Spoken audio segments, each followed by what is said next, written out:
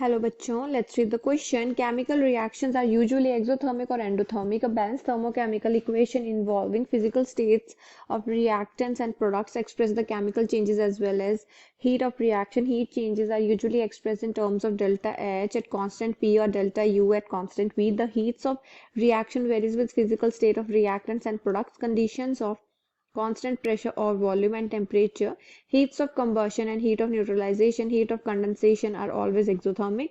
Standard heat enthalpy of a compound is its health of formation at 1 atmospheric pressure and 25 degrees Celsius.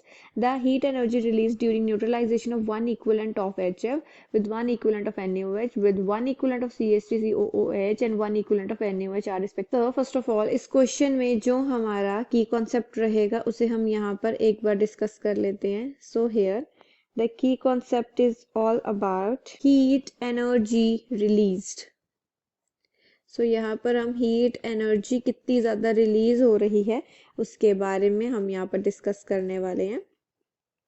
So the heat energy released during neutralization of one equivalent of HF with one equivalent of NaOH and with one equivalent of CH3COOH and one equivalent of NaOH are respectively, that is minus 16.4 kCal to minus 12.0 kCal.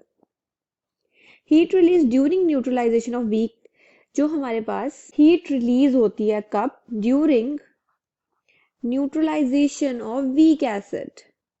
Neutralisation of weak acid वो हमेशा ज्यादा होती है then minus 13.7.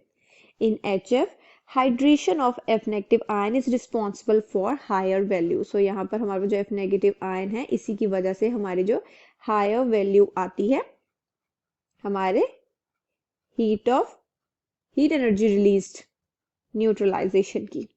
Clear? सो यहाँ पर हम क्या देख रहे हैं, हमारा ऑप्शन ए बिल्कुल सही है. I hope you understood the problem well. All the best.